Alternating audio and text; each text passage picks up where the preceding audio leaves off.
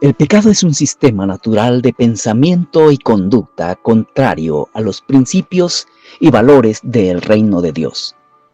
Es el sistema de pensamiento y conducta de este mundo. Es el sistema de pensamiento y proceder introducido y presidido por Satanás. Los redimidos somos llamados y equipados para derrotar a este sistema de pensamiento y conducta. Para ello es necesario que cada redimido conozcamos la milicia dada por el Señor Jesucristo, Señor del reino de Dios, para discernir ese sistema y derrotarlo. El hermano Oscar León nos provee de 7 principios generales para ser más efectivos en esta intrincada guerra. Estamos estudiando el capítulo 8 de Romanos y hoy estamos viendo 7 instrucciones para confrontar nuestros pecados. Aquí en el capítulo 8 de Romanos, sean pecados consentidos, solapados, o sean pecados de muerte, escandalosos. Y hemos dicho que para hacer morir las obras de la carne, según el versículo 13, o sea, para mortificarla, para vencer, para dominar y eliminar cada vez más y más pecados, por lo menos de manera que no nos gobiernen, que no nos esclavicen. Primero, hay que aplicar el Evangelio a cada pecado, a cada circunstancia nuestra. Conocerlo y ponerlo como un espejo. Segundo, depender del Espíritu Santo. Uno solo no puede. Como decía un hermano, la carne no se vence con la carne. Por ejemplo, con normas inventadas de hombres, rebuscadas, con prohibiciones inventadas, ¿no? Vanas. Tercero, reconozca su responsabilidad. No le eche la culpa al otro, al diablo. Incluso hay creyentes que le echan la culpa a Dios, a las circunstancias, es más. Sino que el ser humano es autónomo en sus decisiones y es responsable.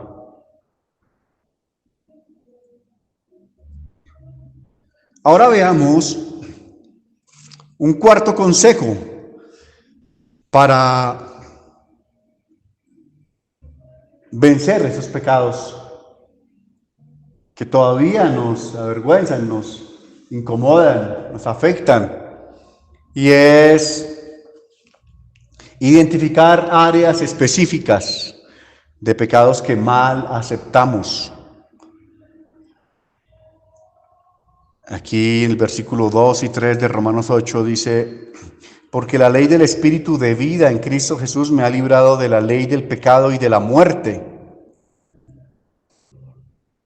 Porque lo que era imposible para la ley, por cuanto era débil por la carne, Dios, enviando a su Hijo en semejanza de carne de pecado, y a causa del pecado, condenó al pecado en la carne.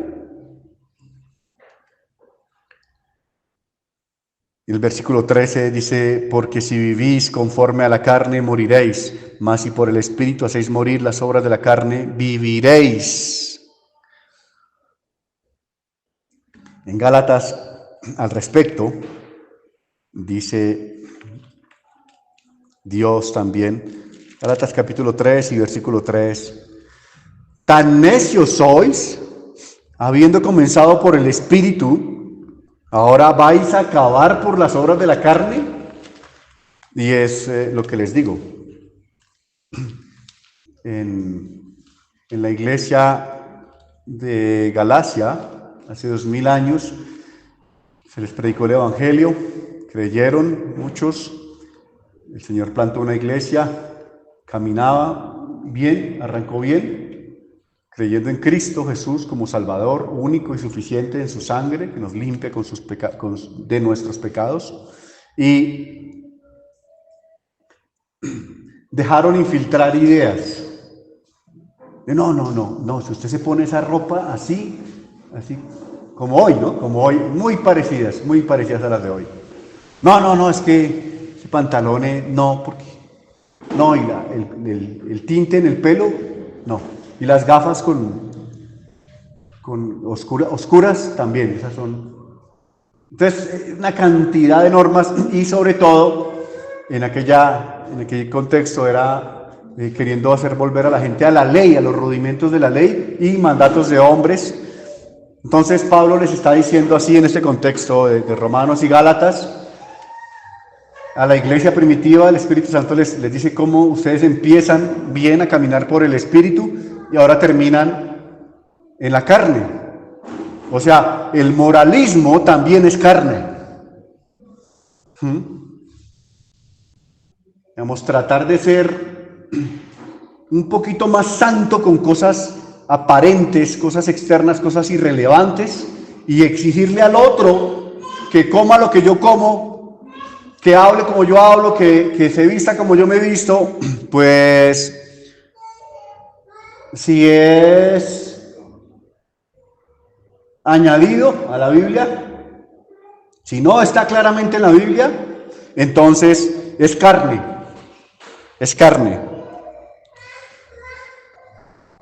Y puede que estemos pecando contra el Señor en esta área, por ejemplo, ¿no? Áreas específicas de hábitos de maldad. Lo que sí hay que hacer es mirar la ley, especialmente los 10 mandamientos de Éxodo 20, y decir, bueno, vamos a ver.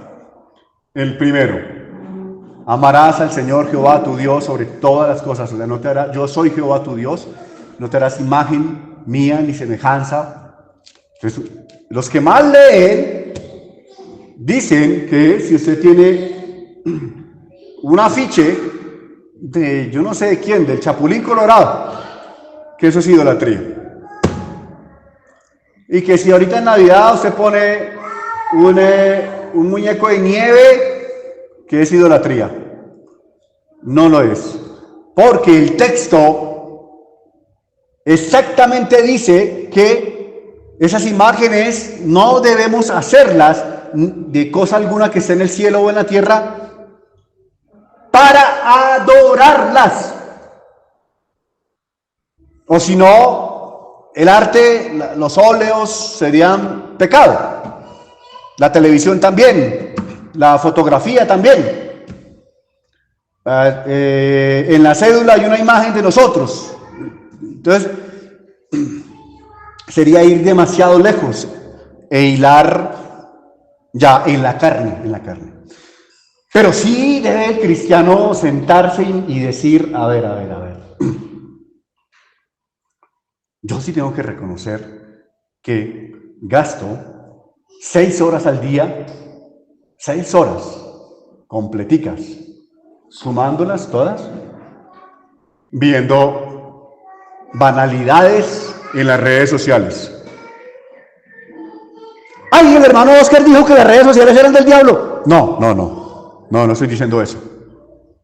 Estoy diciendo que su tiempo es muy valioso.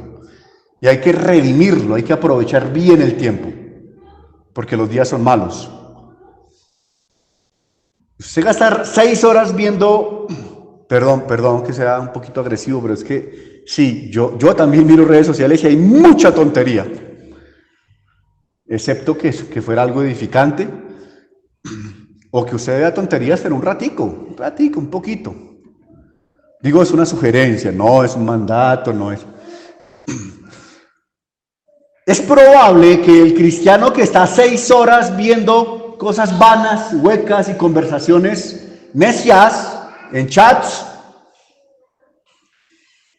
y además esté a diario orando solamente 5 minuticos con Dios de afán. Dios te bendiga, buenos días, chao, estoy de afán, tengo que trabajar, estoy muy ocupado. esté cayendo en ese pecado de idolatría. Tal vez sí, porque usted ama esas imágenes. Usted ama el mundo, ama la dopamina que le genera todo esto. Digo, estoy sugiriéndole que medite en ello, tal vez.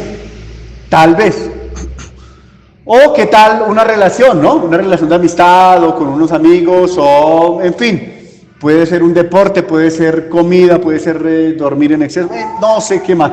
Puede ser trabajar de más.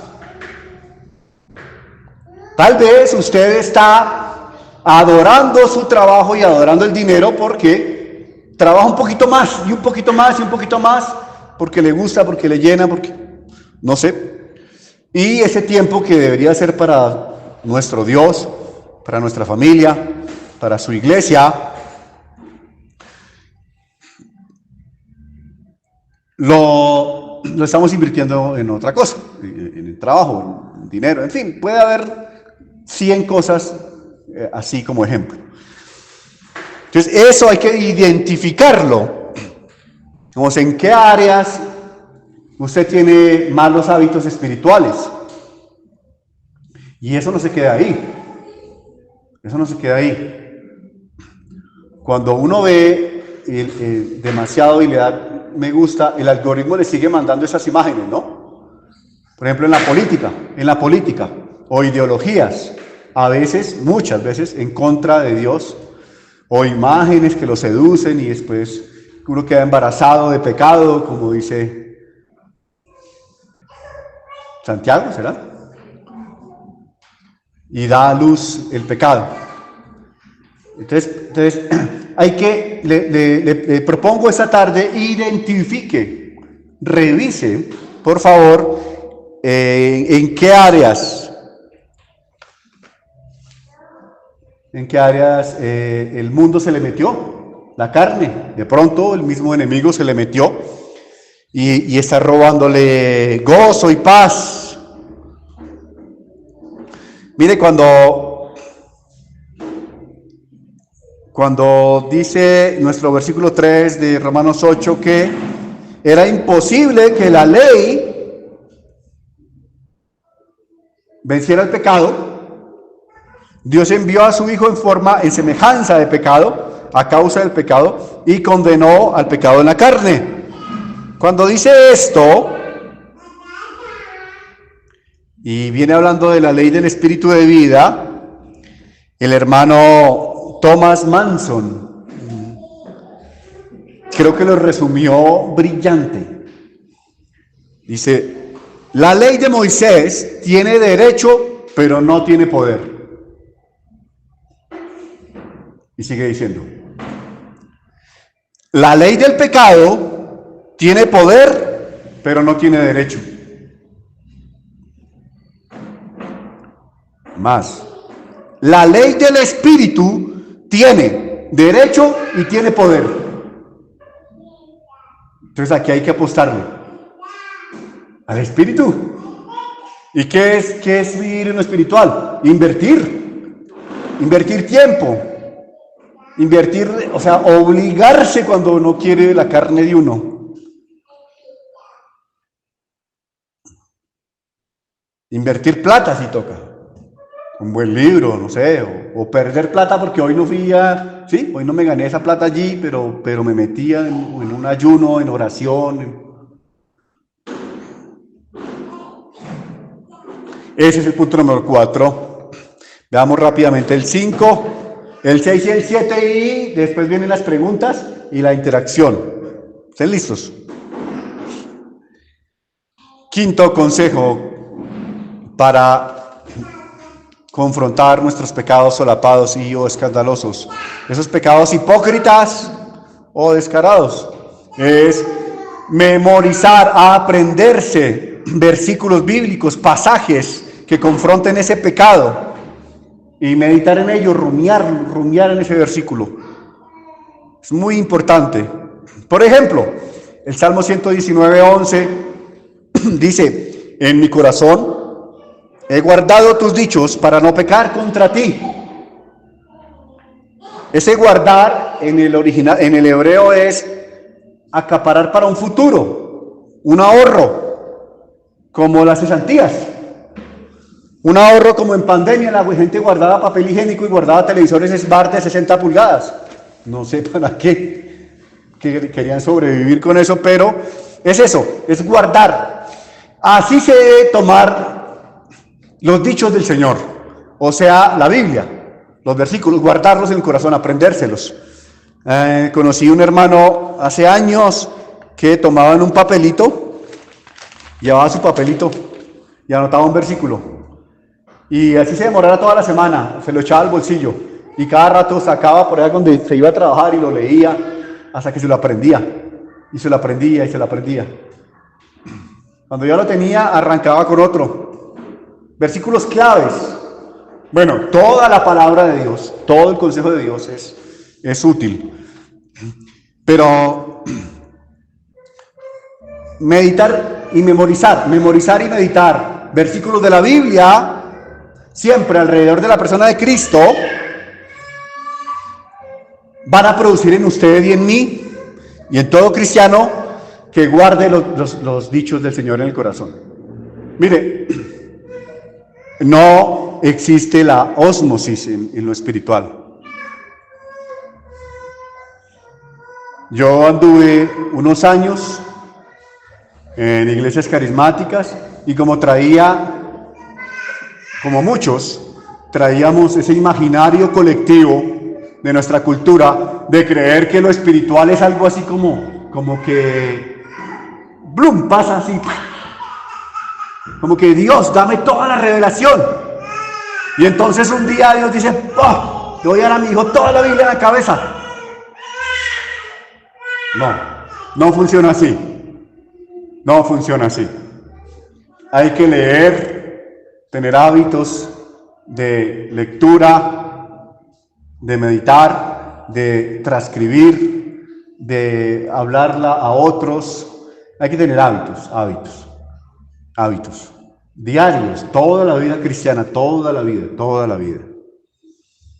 Peligrosísimo el día que llegue pues el momento en que usted de pronto o alguien dijera, yo ya tengo una buena, la carne es muy engañosa y le dice a uno, no, yo ya sé suficiente, ya sé muchos versículos. Es una trampa.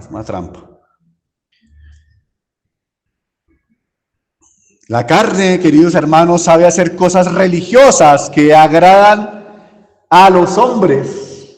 Por eso, para combatir esas ideas hay que aprender versículos de memoria y no pocos. El sexto punto es cultive la oración. El Señor Jesucristo oraba a solas, mucho, muy seguido. También oraba en público, pero no para que lo vieran, sino para exaltar al Padre, siempre. Hay que invertir tiempo en ello. Hay que ser como nuestro Mesías Salvador, que en el Monte de los Olivos, estando en agonía, oraba más intensamente. O sea, entre más el pecado nuestro le pesaba y lo abatió completamente en su alma, más oraba, hasta que derramó gotas como de sangre. Sudor y lágrimas, pero como sangre. Dice,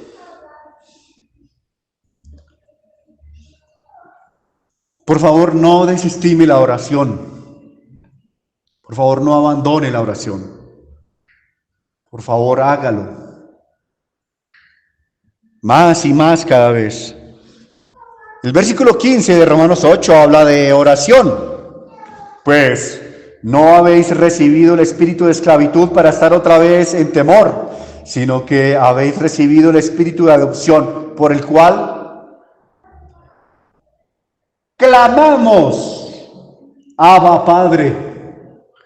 Y ese clamamos en el original es chillar, desesperado, gritar en voz alta, ¡Abba papá! Desesperado con este pecado.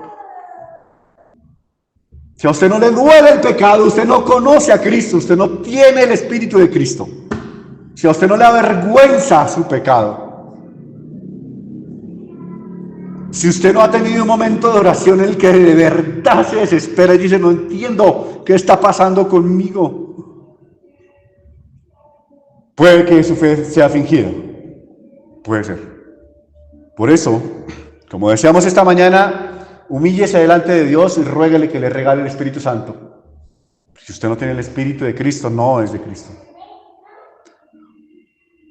Y séptimo, involucre a otro creyente en su lucha. Pida ayuda.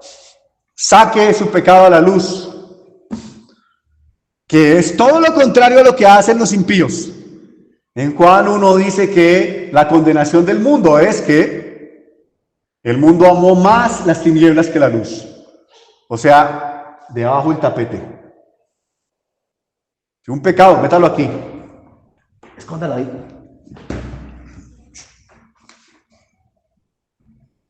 En Isaías, ayer leíamos con Jimenita, será no sé qué capítulo, pero Isaías dice, esos allá en Israel, ustedes que ni siquiera disimulan el pecado. Pero lo que se espera del creyente es que ante la realidad triste todavía del pecado y su presencia, no lo deje escondido, no lo deje en las tinieblas, sino que lo saque a la luz. Si ya definitivamente no pudo, sáquelo a la luz. Dios es exaltado, Dios es honrado cuando yo confieso mi pecado. Con otro cristiano maduro, sí, eso sí, no se puede con cualquier persona contarle pues cosas delicadas, pero esto hace que Satanás no tome ventaja sobre nosotros. El versículo 17 dice, y si hijos, también herederos de Dios y coherederos con Cristo. Y si es que padecemos juntamente con Él, para que juntamente con Él seamos glorificados. La palabra juntamente habla de usted y yo, o usted y aquel hermano, aquella hermana, y todos a la vez, con Cristo necesariamente, en comunión. Y esa comunión requiere que confesemos los pecados unos a otros. Por ejemplo, yo te ofendí a ti, te lo digo.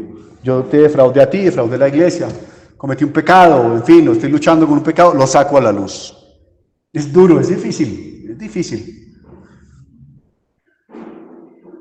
Pero incluso el pecado de mi hermano, lo saco a la luz y después de un proceso no se arrepiente, es necesario, es sano.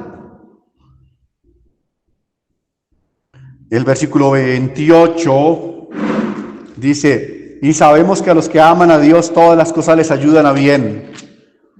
Esto es, a los que conforme a su propósito son llamados. Está en plural, ahí está la tercera persona del plural. Los, ellos, que también habla de la iglesia, también habla de comunión necesaria para este tipo de ayuda. No estamos solos contra el pecado. Cristo es nuestro capitán. El Señor Jesús es quien dirige el barco y lo cuida y quien le da órdenes al mar. Por eso nos puso otros marineros como compañeros, como amigos. Sí, Santiago 5:16, confiésense los pecados unos a otros. Dale adelante. Hemos dicho pues que Romanos 8 tiene por lo menos 7 instrucciones para confrontar nuestros pecados, solapados o escandalosos. Primero, aplique el Evangelio. Segundo, dependa del Espíritu Santo. Tercero, reconozca su responsabilidad.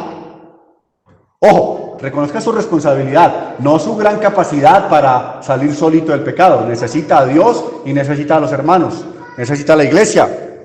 Cuarto, identifíquelos. Quinto, aprenda versículos bíblicos pertinentes. Sexto, cultive más la oración. Séptimo, involucre a otro creyente si ya lo demás le falló. Esta exposición llega a usted gratuitamente por cortesía de la Iglesia Cristiana Redención Gratuita en Jesucristo. La Iglesia Cristiana Redención Gratuita en Jesucristo es una comunidad comprometida con la predicación, enseñanza y vivencia del Evangelio del Reino de Dios. No imponemos nuestras creencias, exponemos la Escritura con la mayor fidelidad, claridad y sencillez que Dios nos concede, procurando que los oyentes reflexionen y tomen sus decisiones con libertad y por convicción, no por imposición nuestra.